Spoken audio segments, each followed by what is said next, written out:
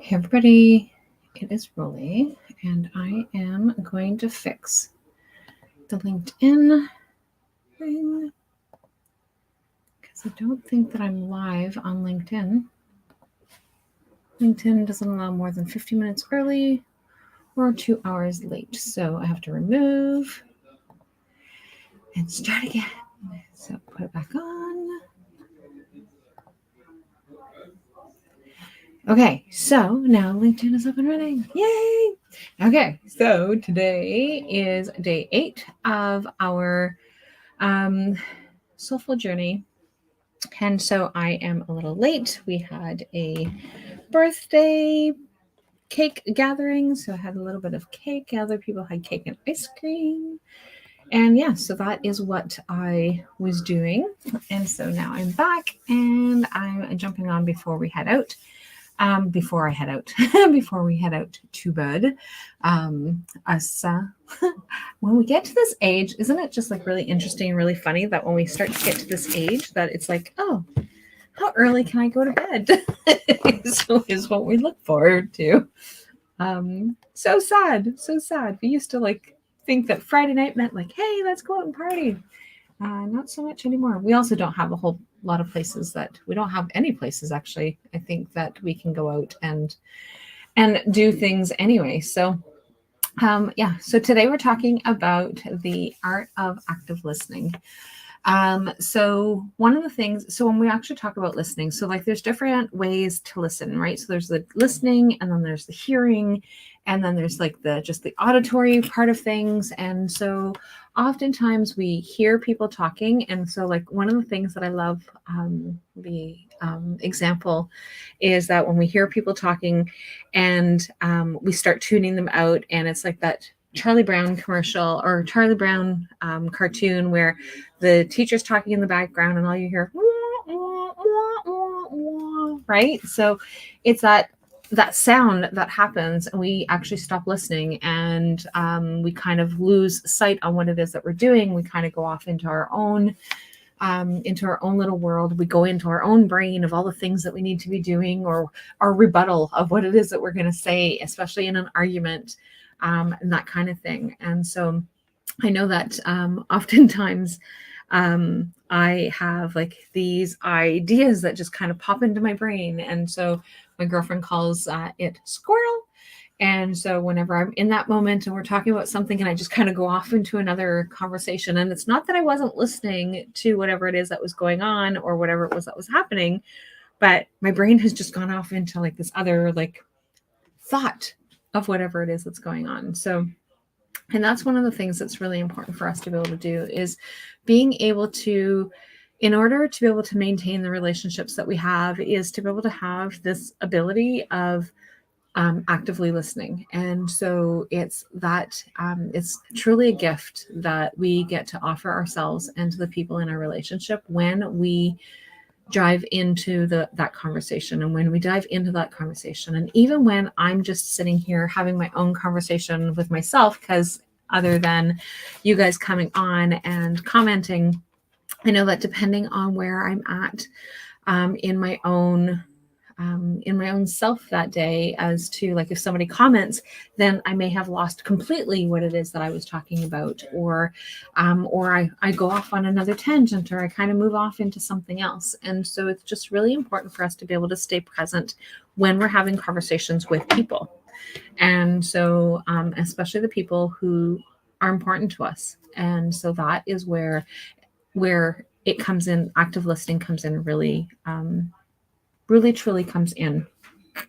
So there, when we actually do not stay connected to active listening, then it really impairs our relationships. And so so one of the things that's really important is for us to be able to recognize some of the obstacles. So I definitely have some attention issues sometimes, and so sometimes are better than others, but I have attention issues. So like if somebody is having a serious conversation with me, I need people to be able to say to me, I need you to stop and what you're doing and pay attention. And so sometimes paying attention to me means that I have to have paper and pen, depending on what the circumstances are, what it is that's going on, what the conversation is about.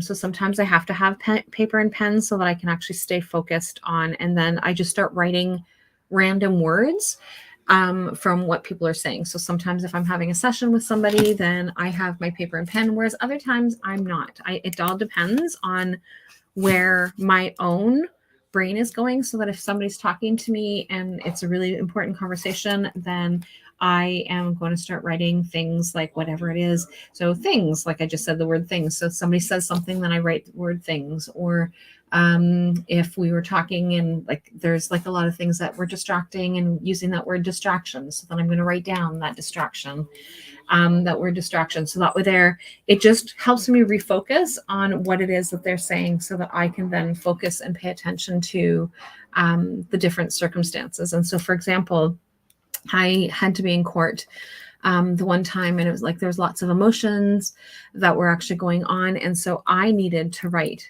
what it was that was going on, so that I can stay focused on what was happening. Because when my emotions would actually get the better of me, then I would start wandering off into wherever it was that was going on. And so during this conversation, so I wasn't allowed to bring my notes with me, because we were doing it was a mediation, so you're not supposed to have notes. But in order for me to be able to stay focused on what it was that was going on, I needed to jot things down. And they were able to take my notes, and that wasn't an issue, but it was just so that I can stay present. Because once my emotions started to go, then I would stop listening. And so that was something that was really important, so that I can actually know what it was that was going on and staying focused on what was happening and that kind of thing. And so it's just that really, it all depends on what kind of things that we can be doing, but how do we stay actively listening? And so actively listening allows us to be able to be engaged, right? So when somebody doesn't want to listen to us anymore and they have no interest in what it is that we're saying, then oftentimes we're going to see the arms closed, or they're going to be closed off and curled up in the little corner, and they're not going to be talking to us and hearing what it is that we have to say. And when it's something that's really important, you see people leaning in, and it's like, oh, like super excited, and they're going to lean in. And if somebody's actively listening, they're going to lean in with you and have that conversation with you and just be present. And so like those are some of the things that we're able to do. So active listening allows us to be able to have this opportunity for us to be able to know what it is that's going on.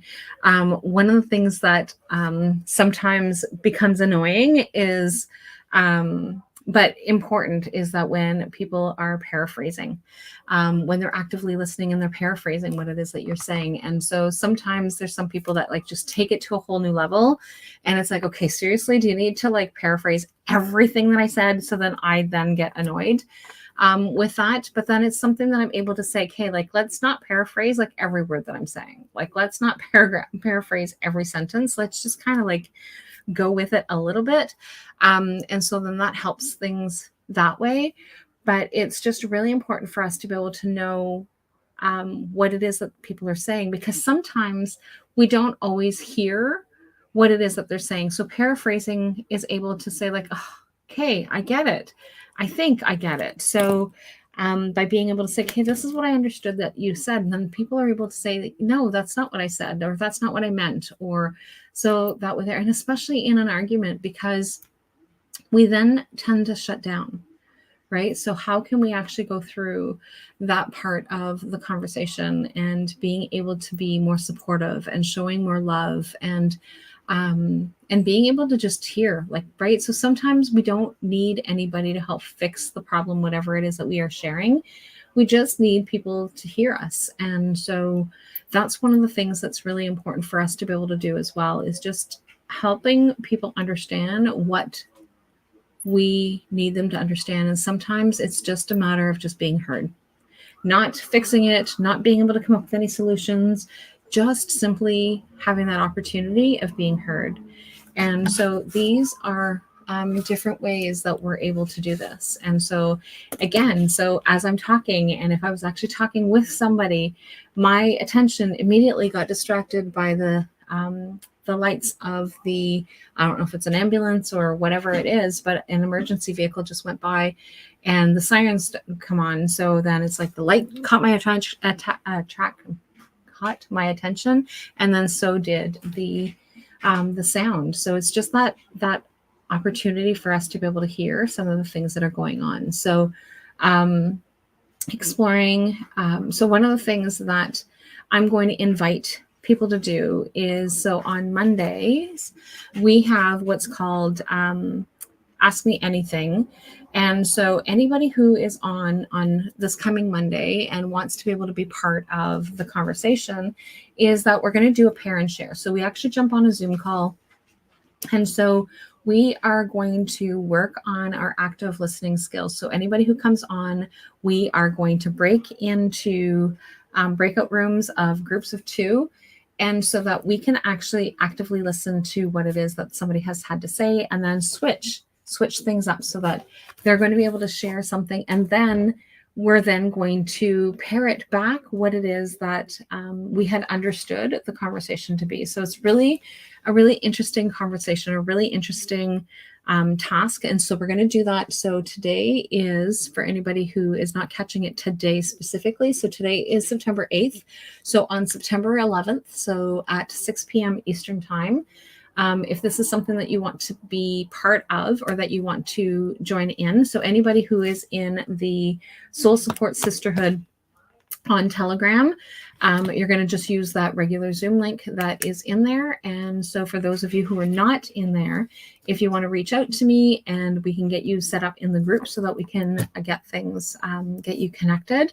But I definitely invite you to be able to join in our community and be part of that conversation. And so this is going to be one of the activities that we're going to be doing on September 11th, is this pair and share. So if you're interested, shoot me a message, info@rolealair.ca. Let me know that you want to be able to join in the conversation on September 11th, and we are going to do a pair and share.